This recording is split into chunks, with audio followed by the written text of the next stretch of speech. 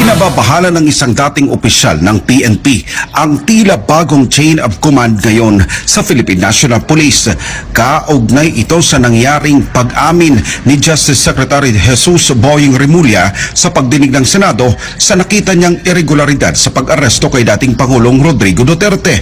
Lumabas sa pagdinig na DOJ ang nagbigay ng clearance kay Chief PNP General Romel Francisco Marbil na iniutos naman kay CIDG Director Nicolas Torre para pangunahan ang operasyon sa mabilis na pagpapalipad kay Duterte sa The Hague, Netherlands noong 11 ng Marso. Dahil dito, tila naguluhan si PNP retired Lieutenant General Fillmore Escobar sa pangyayari.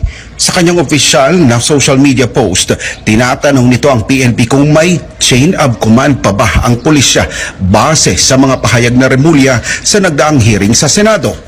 Giit ni Escobar, kailan may hindi naging bahagi sa komandang PNP ang anumang kautusan mula sa Department of Justice at DILG, kundi ang presidente lamang bilang Commander-in-Chief. Matatandang hindi sinagot ni PNP Chief Police General Romel Francisco Marbil ang tanong ni Senator Ronald Bato de la Rosa kung sino ang nag-utos o utak ng pagpapaaresto kay Duterte.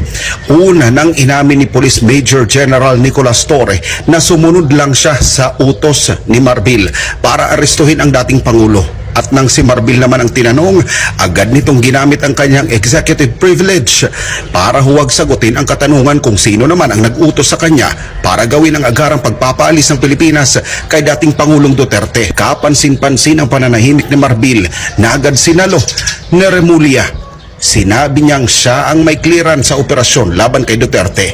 Sinunod lamang anya ito ng DILG Secretary John Vic Remulla na iniutos naman kay PNP Chief Marbil na siya rin namang ipinatupad ni CIDG Director Nicolas Torre.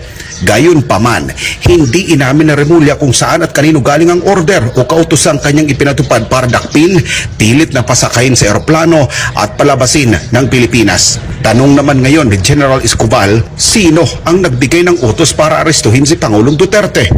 Batayan niya sa Senate hearing, tila walang malinaw na sagot mula sa mga resource persons kung sino ang nasa likod ng pag-aresto. Sa huli, kitang-kita sa pagdinig ang tila pagtatanggol ni Remulla sa mga kasamahan nitong naiipit sa sitwasyon, kaugnay naman sa paggamit ng executive privilege. Anya, dahil sa nasabing pribilehiyo para sa kanilang nasa ehekutibo, hindi na anya kailangan isa publiko pa ang mga plano at preparasyong ginawa ng gobyerno sa pag-aresto kay dating Pangulong Duterte. Para sa Diyos at sa Pilipinas ko mahal, nag-uulat Paul Montebon, SMNI